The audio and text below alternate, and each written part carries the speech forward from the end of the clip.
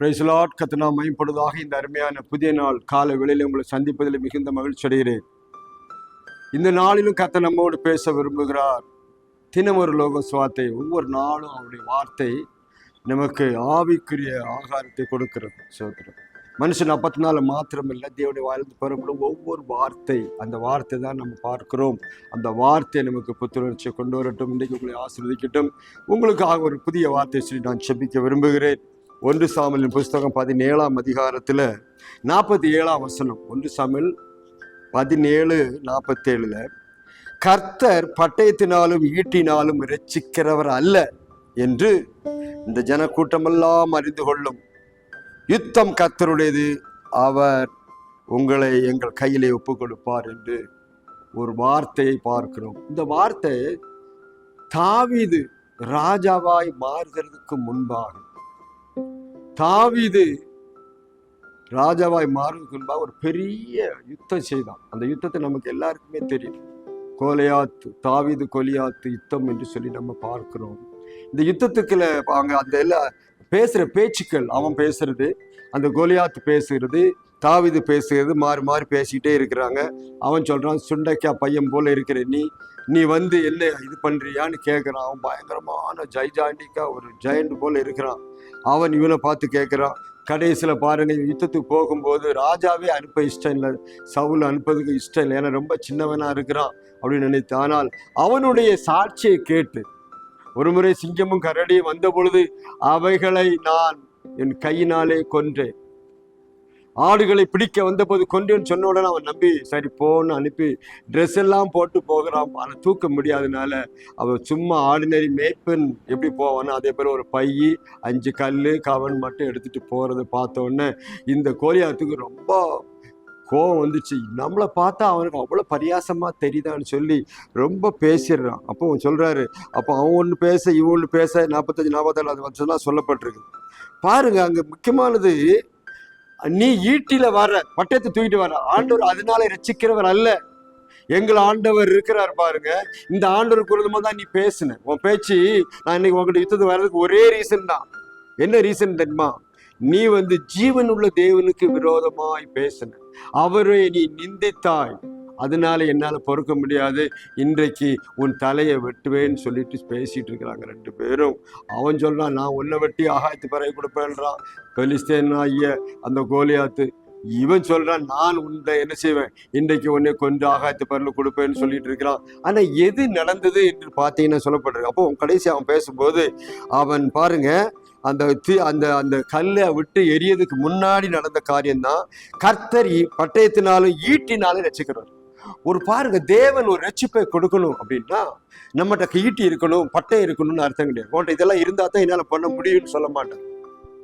ஒரு கல்லு போதும், ஒரே ஒரு கல்லு. பாருங்க, பல மாதங்களாய் அங்கே கத்திக்கிட்டு இருக்கிறான், பல மாதங்களாய் மக்களை வேதனைப்படுத்திட்டு இருக்கிறான், பல மாதங்களாய் குடும்பத்தை அந்த அந்த அந்த அந்த பட்டாளத்தையே அப்படியே அச்சப்படுத்தி கொண்டிருக்கிற நேரத்துல ஒரு சாப்பாடு எடுத்துக்கொண்டு வந்தவன் தான் பாருங்க. பிசாசு டெய்லி கத்திக்கிட்டு இருக்கான், வந்து பாருன்னு கத்துறான், எல்லாம் நடிச்சுக்கிட்டு இருக்கிறாங்க. ஆனால் இவனும் ஒரு நாள் தான் வந்தான் சாப்பாடு எடுத்துட்டு. அவன் பேச்சை கேட்ட உடனே அவனால் தாங்க முடியல, அவனுடைய வைராக்கியம் எழுந்தது.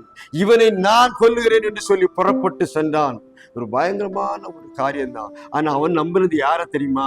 பட்டயத்தை நம்பல, ஈட்டியை நம்பல, ட்ரெஸ் போட்டு பார்த்தான், தூக்க முடியல. ஆனால் அவன் நடந்து போக ஆரம்பித்தான். 5 கல் எடுத்தான், ஒரே ஒரு கல்லை தான் யூஸ் பண்ணியிருக்க, 4 கல் சும்மா தான் இருக்கு. அந்த ஒரு கல்லை எடுத்து கவனம் எடுத்து நேர போனான். போறதுக்கு அவன் சொல்றான் பாருங்க, இன்றைக்கு இஸ்ரவேல்ல ஒரு தேவர் உண்டு என்று பூலோகத்தர் எல்லா ஜனங்களும் அறிந்து கொள்வதற்கு தான் நான் வந்திருக்கேன்னு சொல்லிட்டு சொல்றான். கர்த்தர் பட்டயத்தினாலும் ஈட்டினாலும் ரட்சிக்கிறவர் அல்ல. உங்கள்கிட்ட இருக்கிற பட்டயம் ஈட்டியும் ஒன்னே ரட்சிக்காது அப்படின்னு சொல்லிட்டு இந்த ஜனக்கூட்டம் எல்லாம், ஒரு கூட்டம் அது சைடு, ஒரு கூட்டம் பெலிஸ்தேர் கூட்டம் நிக்குது, இந்த சைடு இஸ்ரவேல் மக்கள் கூட்டம் நிக்குது. இந்த ஜனங்கள் எல்லாம் அறிந்து கொள்ளும்படி கர்த்தர் ஒரு காரியத்தை செய்ய போறாரு.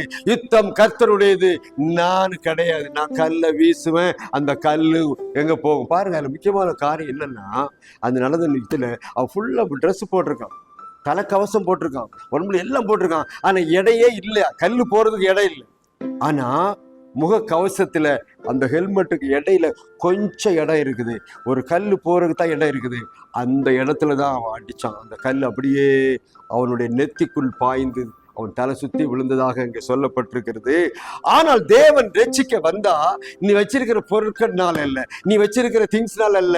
நீ நினைச்சுக்கலாம் இது இருந்தா தான் கர்த்தர் கிரியை செய்வாரு, அது வாங்கிட்டு வரணும், இது வாங்கிட்டு வரணும், அதை கொடுக்கணும், இதை கொடுக்க இல்லை.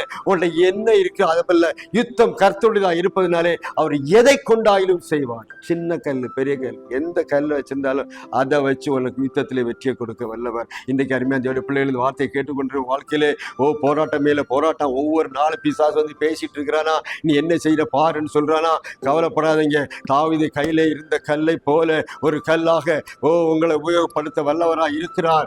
ஒரு கல் போதும் அந்த அவனை ஒட்டை தெரிவதற்கு. உங்களுக்கு விரோதமாய் பேசிக் கொண்டிருக்கிறானே, ஜீவன தேவனை நிந்தித்தானே என்று சொல்லி ஒரு பக்தி வைராக்கியம் வந்தது. அதான் மிக முக்கியமான காரியம். இன்னைக்கும் கர்த்தருக்கு ஒரு வைராக்கியம் வருமானால் நம்மை கொண்டு கர்த்தர் பெரிய காரியங்களை செய்ய வல்லவராய் இருக்கிறார். இன்றைக்கு நீ சோர்ந்து போய் கொண்டு இருக்கிறார்களா, நீ ஐயோ நான் என்ன செய்வேன், யுத்தம் இவ்வளவு பெரிய உயரமா இருக்கிறானே, இவன் என்ன பண்ண முடியும் என்று நினைக்காதீங்க. ஒரு சின்ன கல்லு போதும்.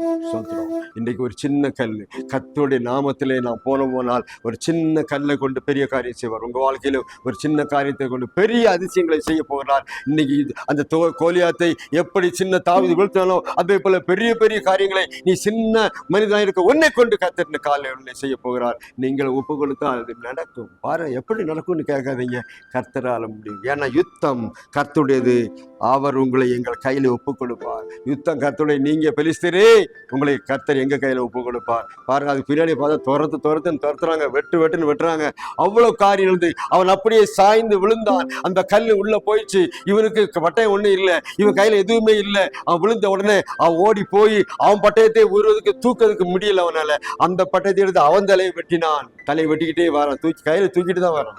ராஜா பார்க்க வரும்போது கையில் தூக்கிட்டு வரான். அந்த அளவுக்கு ஒரு பெரிய மாற்றத்தை கொடுத்தது போல இன்றைக்கு உங்க வாழ்க்கையில இந்த கால வேளையில ஒரு அற்புதத்தை செய்ய அவர் வல்லமையுள்ள தேவனாய் இருக்கிறார். உங்களை எது பயன்படுத்துகிறது, எது கோலியாத்து போல் இருக்கிறது, அதை ஆண்டவர் யுத்தம் பண்ண இந்த கால வேளையில உங்களுக்காக வந்திருக்கிறார். உங்க குடும்பத்துக்காக, உங்களுடைய எல்லா காரியத்துக்காக அவர் வந்து நிற்கிறார். ஒப்பு கொடுத்தால் இந்த காலையில ஒரு அற்புதங்களை செய்வார். பாருங்க, கர்த்தர் பட்டயத்தினாலே ஈட்டினர் ரட்சிக்கிறவர் அல்ல என்பதை தெரிந்து கொள்ளுங்கள். கர்த்தர் உங்கள் குடும்பத்தை ஆசைப்பட உங்களுக்கு அச்சபிக்கிறேன். பரலோகத்தின் பிதாவே, இயேசுவின் நாமத்தினால் நாங்கள் வருகிறோம். இன்றைக்கும் ஆண்டவரே கோலியாத்தை வீழ்த்தி அந்த தாவீதுக்கு வெற்றி கொடுத்தீரப்பா. அது பட்டயத்தினாலும் அல்ல, ஈட்டினாலும் அல்ல ஆண்டவர். நீர் அப்படிப்பட்ட தேவன் அப்பா. சின்ன கல்லினாலே செய்தீர். இன்றைக்கும் ஆண்டவரே உங்களுடைய பிள்ளைகள், கேட்டுக்கொண்டிருக்கிற பிள்ளைகள், இது பார்க்கிற பிள்ளைகளுடைய வாழ்க்கையில எத்தனை கோலியாத்து ஒவ்வொரு நாளும் இதை சகிக்க முடியலை என்று சொல்லி கொண்டிருக்கிற வாழ்க்கையில இன்றைக்கு ஒரு கல்லை அனுப்பும் ஆண்டவரே. தாவீதுக்கு கொடுத்த அதே கல்லை இந்த நாட்கள் இந்த பிள்ளைகளுடைய கரங்கள்ல கொடுப்பீராக. நீர் ரட்சிப்பு கர்த்தருடையது, ஆண்டவர் யுத்தம் கர்த்தருடையது என்பதை அறிந்து கொள்ள உதவி செய்யுங்க. அற்புதம் நடக்கட்டும், ஒவ்வொரு குடும்பத்திலையும் நடக்கட்டும். ஒரு பிள்ளைகள் அதை குறித்து தியானம் பண்ணட்டும். இந்த வார்த்தைகள் உங்க எல்லா குடும்பங்கள்ல போய் சேரும்படி உதவி செய்யுங்க. எல்லா குடும்பத்தையும் ஆசீர்வதித்து பலப்படுத்துங்க, பாதுகாத்து கொள்ளுங்க.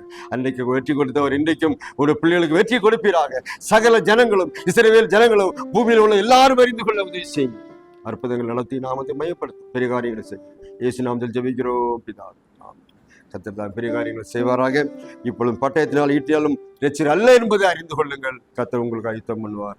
கர்த்தர் தாமே குடும்பத்தை ஆசீர்வதிப்பாரா. இன்னொரு லோகோஸ் சந்திக்க வரையிலும் கர்த்தர் எல்லாரையும் ஆசீர்வதிப்பார். ஆமென்.